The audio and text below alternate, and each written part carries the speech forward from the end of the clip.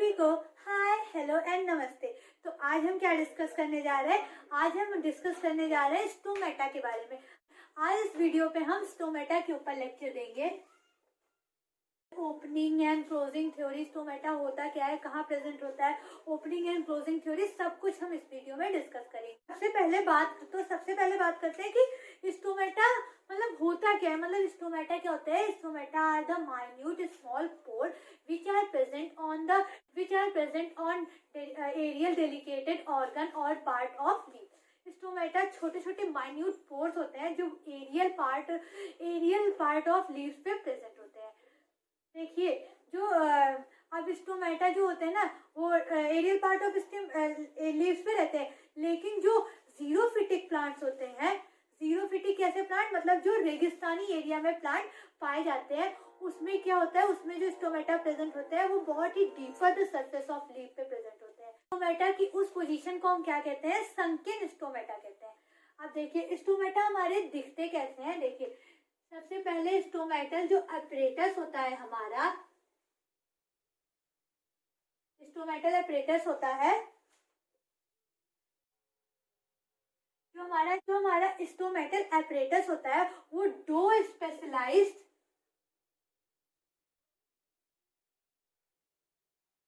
Guard cell हमारा दो specialised epidermal cell से सराउंडिंग होता है।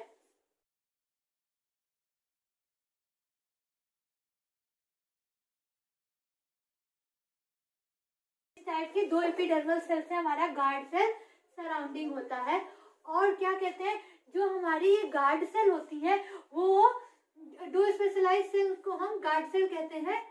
और ये जो हमारी गार्ड सेल होती है ये दूसरी स्टोमेटल सेल से कैसे अलग होती? ये जो हमारी गार्ड सेल है ये दूसरी एपिडर्मल सेल से कैसे अलग है? ये इसमें ना क्लोरोप्लास्ट प्रेजेंट होता है जो इसे दूसरी एपिडर्मल सेल से डिफरेंट बनाता है। क्या प्रेजेंट होता है? इसमें क्लोरोप्लास्ट प्रेजेंट होता है जो इसे दूसरी एपिडर्मल सेल से डिफरेंट बनाता है। अब ये जो हमारी गार्ड सेल होती है ये फर्दर दो स्पेशलाइज्ड सेल से सराउंडिंग होती है। ये अब फर्दर दो स्पेशलाइज्ड सेल से सराउंडिंग है।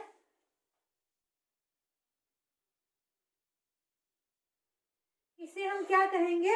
इसे हम कहेंगे सब्सिडरी सेल। गार्ड सेल हमारी गार्ड सेल जो दो स्पेशलाइज्ड सेल से सराउंडिंग है उसे हम कहेंगे सब्सिडरी सेल। तो समझ में आया ना? हमारा स्टोमेटल जो अपरेटस होता है, ये स्टोमेटल अपरेटस है, ये हमारी दो स्पेशलाइज्ड एपिडर्मल सेल से सराउंडिंग होता है। ये एपिडर्मल सेल ये गार्ड जिसे हम गार्ड सेल कहते हैं, और ये बाकी एपिडर्मल सेल से अलग इसलिए होती है क्योंकि इसमें क्लोरोप्लास्ट प्रेजेंट होता है। अब ये जो हमारा ये किस शेप में होता है? ये हमारा बीन शेप यानी किडनी शेप में भी होता है।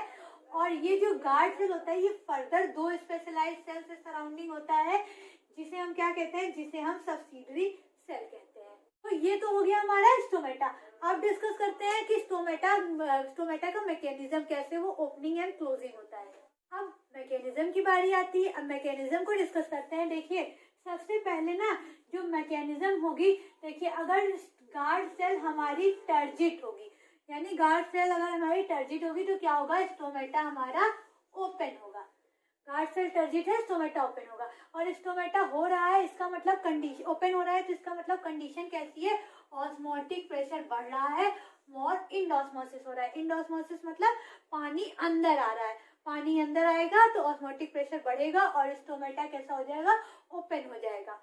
और अगर गार्ड सेल हमारी फ्लैसिड है तो कंडीशन कैसी है? हमारी स्टोमेटा क्लोज होगा और कंडीशन कैसी है कि ऑस्मोटिक प्रेशर हमारा डिक्रीज करेगा, यानी कि हमारा एक्सऑस्मोसिस हो रहा है। एक्सऑस्मोसिस मतलब पानी जो है वो बाहर निकल रहा है, और पानी बाहर निकलेगा तो स्टोमेटल सेल जो होगी वो फ्लैसिड हो जाएगी और स्टोमेटा क्लोज हो जाएगा। अब देखिए मैकेनिज्म क्या कहती है कि दो साइंटिस्ट थे, इम्यूरा और फुजीनो।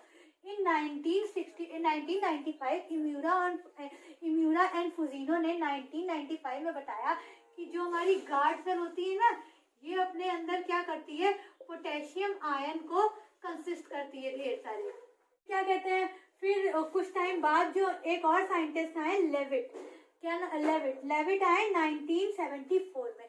इन्होंने बताया जो हमारे पोटेशियम आयन है ना, ये इसको ना कुछ एनर्जी की जरूरत होती है, और एनर्जी किसके फॉर्म में मिलेगी, एनर्जी मिलेगी एटीपी के फॉर्म में। बताया कि अगर पोटेशियम आयन है तो हमें एनर्जी की जरूरत होगी, और एनर्जी किसके फॉर्म में आएगी, एटीपी के फॉर्म में। और जब एनर्जी अंदर आएगी तो इसका मतलब पोटेशियम आयन अंदर और जब पोटेशियम आयन अंदर आएगा तो क्या होगा, तो हमारा एक्टिव ट्रांसपोर्ट होगा।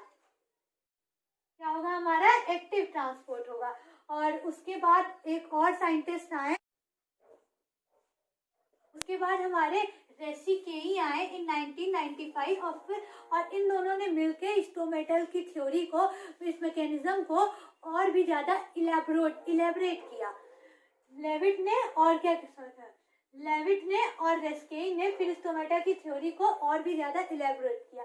देखिए, दिन मैकेनिज्म क्या कहती है कि दिन में एक और ये दिन में जो होगा, जो दिन में हमारा फोटोसिंथेसिस होता है, इसलिए दिन में क्या होता है, और CO2 की कंसंट्रेशन डिक्रीज हो जाती है, और जब CO2 की कंसंट्रेशन डिक्रीज होगी तो हमारा pH बढ़ जाएगा। तो वो कैसी कंडीशन होगी, वो हमारी बेसिक कंडीशन होगी। और रात में क्या होगा कि रात में हमारा CO2 बढ़ जाएगा, और CO2 बढ़ रहा है तो मतलब pH डिक्रीज कर रहा है, और pH डिक्रीज कर रहा है, इसका मतलब वो हमारी एसिडिक कंडीशन होगी। और ये बताया था स्यूरे ने इन 1926। अब डिस्कस करते हैं कि स्टोमेटल की ओपनिंग एंड क्लोजिंग थ्योरी को। अब डिस्कस करते हैं हम एक्टिव पोटेशियम थ्योरी। ये ना मोस्ट एक्सेप्टेबल थ्योरी है, एग्जाम में पूछता है। देखिए, दो थ्योरी है स्टोमेटा पे, एक स्टोमेटा की ओपनिंग की, एक स्टोमेटा की क्लोजिंग पे। तो जो एक्टिव पोटेशियम थ्योरी है ये स्टोमेटा की ओपनिंग के लिए है, और जो क्लोजिंग के लिए है वो दूसरी थ्योरी है, एक्सेस एसिड थ्योरी, यानी कि ABA थ्योरी। तो पहले हम डिस्कस करते हैं कि स्टोमेटा की ओपनिंग वाली थ्योरी, मतलब active potassium theory. Most acceptable theory है, एग्जाम में पूछना पक्का है। 5 मार्क्स से क्वेश्चन में पूछता है कि स्टोमेटा की ओपनिंग एंड क्लोजिंग कैसे होती है। तो देखिए, ये थ्योरी क्या कहती है कि ये थ्योरी, देखिए दिन में क्या होता है, देखिए दिन में क्या होता है कि फोटोसिंथेसिस हो रही है हमारी। दिन में जब फोटोसिंथेसिस होगी तो क्या होता है कि ऑक्सीजन रिलीज होता है, और CO2 की कंसंट्रेशन कम होती है, CO2 लेता है और ऑक्सीजन देता है। तो दिन में क्या होगा कि CO2 की कंसंट्रेशन लो होगी। अब CO2 की कंसंट्रेशन लो होने की वजह से क्या होगा कि pH हमारी इंक्रीज कर जाएगी, pH बढ़ जाएगी, और pH के बढ़ने की वजह से pH कुछ एंजाइम को एक्टिवेट कर देगा। अब जो एंजाइम एक्टिवेट होंगे pH की वैल्यू बढ़ जाने की वजह से, वो क्या करेंगे, वो हमारे स्टार्च को मैलिक एसिड में कन्वर्ट कर देंगे। मैलिक एसिड में कन्वर्ट हो गया। अब जो हमारा मैलिक आया, मैलिक क्या है, मैलिक एक एसिड है। अब जब देखिए यहाँ CO2 की कंसंट्रेशन कम इसलिए थी क्योंकि यहाँ पास कार्बोनिल एसिड नहीं बन पा रहा था। कौन सा एसिड, कार्बोनिल एसिड ना बन पाने की वजह से हमारी CO2 की कंसंट्रेशन कम थी। अब यहाँ CO2 की कंसंट्रेशन कम थी और हमारी इसी वजह से pH बढ़ गई थी। लेकिन यहाँ देखिए, अब यहाँ मैलिक बन गया। मैलिक क्या है, मैलिक एक एसिड है। अब एसिड की कंसंट्रेशन यहाँ क्या हो रही है, यहाँ बढ़ रही है। यहाँ कम हो रही थी और यहाँ बढ़ रही है। यहाँ कम हो रही थी तो pH इंक्रीज कर रहा था। अब यहाँ एसिड की कंसंट्रेशन बढ़ रही है तो यहाँ क्या होगा, pH डिक्रीज कर जाएगा। अब pH डिक्रीज हो गया तो मैलिक सोचेगा कि मेरी वजह से मैलिक एसिड सोचेगा कि मेरी वजह से pH डिक्रीज हो रहा है, तो चलो मैं टूट जाता हूँ। तो ये मैलिक एसिड टूट जाएगा और टूट के H+ और CO- आयन में अलग अलग टूट जाएगा, ब्रेक कर जाएगा। ब्रेक करने की वजह से अब क्या होगा कि ये इसको जो H+ था इसको बाहर निकाल देगा, बाहर फेंक देगा। H+ बाहर निकल गया, बचा क्या, सिर्फ मैलिक बचा, COO बचा, हमारा सिर्फ COO बचा, मैलिक बचा। अब देखिए, अब सिर्फ मैलिक अकेला बचा तो इसके अंदर क्या हो रहा है, स्टोमेटा के अंदर कि निगेटिव की कंसंट्रेशन बढ़ जा रही है। ये निगेटिव था ना, ये मैलिक CO- का था, इसीलिए स्टोमेटा के अंदर क्या हो रहा है कि निगेटिव की कंसंट्रेशन बढ़ जा रही है। हमें क्या करना है, स्टोमेटा में इक्विलिब्रियम की कंसंट्रेशन बराबर करना है, मतलब जितने पॉजिटिव और निगेटिव आयन होने चाहिए उतने ही हमारे पॉजिटिव आयन भी होने चाहिए। तो अब यहाँ पे इक्विलिब्रियम की कंडीशन मेंटेन करने के लिए हमें क्या करना होगा, हमें कुछ पॉजिटिव आयन अंदर लाने होंगे। तो देखिए अब पॉजिटिव आयन अंदर कैसे आएंगे, तो ये सोचेगा कि चलो मैं पोटेशियम को अंदर बुला लेता हूँ।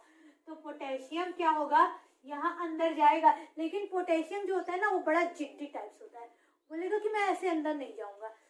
वो अपने सामने दो कंडीशन रखेगा, मतलब पोटेशियम अपने सामने दो कंडीशन रखेगा कि पोटेशियम को अंदर आने के लिए दो चीजों की जरूरत है। अगर साइटोकाइनेस और एनर्जी यानी कि एटीपी ये दोनों उसे मिलेंगे तभी पोटेशियम अंदर जाएगा। तो ये दोनों मिल गए, एनर्जी मिल गई, अब पोटेशियम अंदर आ गया। अब क्या होता है ना कि जब एनर्जी मिलने लगती है ना तो पोटेशियम क्या होता है, खुशी खुशी में बहुत ज्यादा पोटेशियम अंदर आ जाते हैं। अब बहुत ज्यादा पोटेशियम अंदर आ गए तो कुछ पोटेशियम तो मैलिक के साथ मिलके पोटेशियम मैलेट बना लेगा, ठीक है, कुछ में पोटेशियम मैलेट बना दिया और कुछ पोटेशियम हमारे ऐसे ही रह गए। अब फिर वही दिक्कत आ गई कि अभी भी इक्विलिब्रियम मेंटेन नहीं हो गया, नहीं हो पाया, पहले निगेटिव आयन ज्यादा था अब पॉजिटिव की कंसंट्रेशन ज्यादा हो गई। तो अब इक्विलिब्रियम मेंटेन करने के लिए क्या होगा कि अब ये कहेंगे कुछ Cl को अंदर बुला लेंगे, स्टोमेटा में क्लोरीन माइनस के आयन को अंदर बुला लेंगे। तो जब ये अंदर आएंगे तो क्या होगा, हमारी इक्विलिब्रियम की पोजीशन मेंटेन हो जाएगी। अब जब इक्विलिब्रियम वाली पोजीशन मेंटेन हो गई स्टोमेटा में तो अब क्या होगा, पोटेशियम मैलेट हमें मिल गया। अब पोटेशियम मैलेट अगर हमें मिल गया, अब ये जो हमारा पोटेशियम मैलेट है अब इसके अंदर इतनी पावर है, इतना दम है कि ये ओपी की कंसंट्रेशन बढ़ा सकता है। और ओपी मतलब ऑस्मोटिक प्रेशर, तो अब ये ऑस्मोटिक प्रेशर बढ़ा सकता है। तो अब जब इसने ऑस्मोटिक प्रेशर को बढ़ा दिया तो क्या होगा, तो हमारा इंडोस्मोसिस होगा। इंडोस्मोसिस का मतलब पानी अंदर आ रहा है, और जब अंदर आएगा पानी तो स्टोमेटा की सेल्स कैसी हो जाएगी, टर्जिट हो जाएगी, मतलब फूल जाएगी। और जब सेल टर्जिट हो जाएगी तो स्टोमेटा कैसा हो जाएगा, हमारा स्टोमेटा ओपन हो जाएगा। यही होती है ये थ्योरी कि मतलब दिन के टाइम क्या होता है कि पोटेशियम दिन के टाइम क्या होता है कि फोटोसिंथेसिस होता है तो CO2 की कंसंट्रेशन कम होती है, जिस वजह से कार्बोनिल एसिड नहीं बन पाता। तो जब एसिड नहीं बन पाएगा तो पीएच की वैल्यू बढ़ जाएगी, और पीएच की वैल्यू बढ़ जाने की वजह से कुछ ये ऐसे एंजाइम को एक्टिवेट करती है जो स्टार्च को मैलिक एसिड में कन्वर्ट कर देते हैं। अब मैलिक एसिड हमें मिल गया, मैलिक एसिड हमारा एसिड है एक, तो एसिड की कंसंट्रेशन इंक्रीज होने की वजह से पीएच की वैल्यू हमारी डिक्रीज हो जाएगी। जब पीएच की वैल्यू डिक्रीज होगी तो मैलिक सोचता है चलो मैं ब्रेक कर जाता हूँ, तो ये ब्रेक करके H+ और CO- में ब्रेक हो गया। तो ये क्या करेगा, फिर ये H+ को बाहर भगा देगा, और बाहर भगा दिया तो इसकी वजह से इसके सेल के अंदर निगेटिव कंसंट्रेशन बढ़ गई। मतलब अब इसको क्या करना है कि अब इसको इक्विलिब्रियम मेंटेन करना है। तो मेंटेन करने के लिए इसने सोचा कि चलो कुछ पोटेशियम आयन को अंदर बुला लेता हूँ। तो जब पोटेशियम आयन अंदर आएगा तो वो अपने सामने दो कंडीशन रखेगा, अगर साइटोकाइनेस और एटीपी उसे मिलेगा तभी वो अंदर आएगा। साइटोकाइनेस क्या है, प्लांट ग्रोथ इनहिबिटर हार्मोन्स है।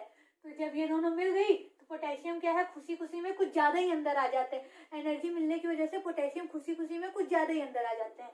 तो एक्स्ट्रा पोटेशियम अंदर आ गए, कुछ पोटेशियम तो मैलेट के साथ मिलके पोटेशियम मैलेट बना लिए, और कुछ पोटेशियम ऐसे ही रह गए। फिर वही दिक्कत आई, अभी भी इक्विलिब्रियम पोजीशन मेंटेन नहीं है। पहले निगेटिव कंसंट्रेशन ज्यादा थी, अब पॉजिटिव कंसंट्रेशन ज्यादा है। अब इक्विलिब्रियम मेंटेन करने के लिए हमें क्या करते हैं, ये क्या करता है, कुछ Cl आयन को अंदर बुला लेता है। अब जब कुछ Cl आयन अंदर आ गए तो क्या है कि पोजीशन इक्विलिब्रियम कंडीशन एकदम मेंटेन हो गई।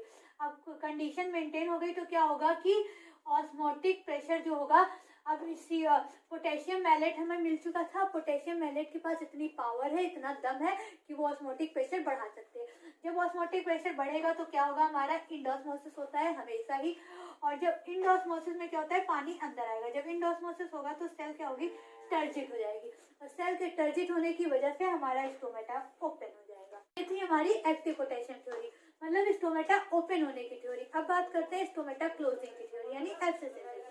अब ये थ्योरी देखिए, अब ये कब होगी, ये अब रात में होगी, मतलब इसमें क्या होगा कि स्टोमेटा क्लोज होगा। ये थ्योरी होगी, ये होगी नाइट में। अब नाइट में क्या होता है कि नाइट में, दिन में फोटोसिंथेसिस होता है लेकिन नाइट में फोटोसिंथेसिस हमारा नहीं होगा। अब जब फोटोसिंथेसिस नहीं हो रहा है तो क्या होगा कि CO2 की कंसंट्रेशन बढ़ जाएगी, और CO2 की कंसंट्रेशन बढ़ने का मतलब है कि अब क्या होगा कि कार्बोनिक एसिड की कंसंट्रेशन भी बढ़ेगी, और जब एसिड की कंसंट्रेशन बढ़ेगी तो क्या होगा कि हमारा pH डिक्रीज होगा। जब pH डिक्रीज हो रहा है तो अब यहाँ पे क्या, यहाँ पे कैसी कंडीशन आ गई, यहाँ पे हमारी एसिडिक कंडीशन आ गई। हम यहाँ पे ये हमारी एसिडिक कंडीशन बन गई। अब एसिडिक कंडीशन बन जाने की वजह से यहाँ क्या, ये क्या करता है कि यहाँ पास एक राक्षस टाइप एंजाइम, मतलब एग्जांपल में समझा रहे हैं कि ये एक राक्षस टाइप एसिड को रिलीज करता है। उसे क्या कहते हैं हम, ABA, यानी कि एब्सिस एसिड। तो एब्सिस एसिड क्या करता है, ये ना इनहेबिटर होता है एक टाइप का, जो क्या करेगा कि साइटोकाइनेज को अंदर नहीं आने देगा। लेकिन देखिए वहाँ क्या होता था, जब एसिडिक कंडीशन बढ़ जाती थी तो पोटेशियम आयन क्या होते थे, वो अंदर आने लगते थे। पोटेशियम आयन अंदर आते थे और इक्विलिब्रियम मेंटेन कर लेते थे। लेकिन ये क्या है, ये साइटोकाइनेज को अंदर नहीं आने दे रहा है। जब साइटोकाइनेज ही अंदर नहीं आएगा तो हमारा पोटेशियम आयन भी अंदर कैसे जाएगा, नहीं जाएगा पोटेशियम आयन। तो यहाँ पोटेशियम आयन अंदर नहीं जाएगा तो यहाँ पे फिर पोटेशियम मैलेट नहीं बनाएगा, पोटेशियम आयन अंदर नहीं जाएगा, इसलिए यहाँ पोटेशियम मैलेट का फॉर्मेशन नहीं होगा। अब क्या होगा कि मैलिक एसिड गुस्सा हो जाएगा। समझाने के लिए बता रहे हैं कि अब क्या होगा, मैलिक एसिड गुस्सा हो गया। अब ये गुस्से में क्या होगा कि अब ये स्टार्च में कन्वर्ट हो जाएगा। मैलिक एसिड हमारा स्टार्च में कन्वर्ट हो गया। अब स्टार्च के पास इतना दम आ जाता है कि वो ऑस्मोटिक, अब स्टार्च के पास इतना दम, इतनी पावर आ जाती है कि वो ऑस्मोटिक प्रेशर को हमारा डिक्रीज कर देता है। और जब ऑस्मोटिक प्रेशर डिक्रीज होगी तो as you know exosmosis होगा। जब एक्स ऑस्मोसिस होगा तो क्या होगा कि जो सेल होगी स्टोमेटा की वो क्या होगी, फ्लैसिड हो जाएगी। तो एक्स ऑस्मोसिस हो रहा है, इसका मतलब क्या हो रहा है, पानी बाहर जा रहा है। जब पानी बाहर जाएगा तो सेल कैसे होगी, फ्लैसिड हो गई। और सेल फ्लैसिड होने का मतलब क्या है कि हमारा स्टोमेटा क्लोज हो गया। तो ये थी हमारी ABA थ्योरी। तो हमारा वीडियो यहाँ तक देखने के लिए thank you so much. Channel पे नए हो तो चैनल को सब्सक्राइब कर दो, वीडियो को लाइक कर दो और अपने फ्रेंड के साथ भी शेयर कर दो। तब तक के लिए टाटा बाय बाय। फिर मिलेंगे जल्दी एक नए वीडियो में एक नए टॉपिक।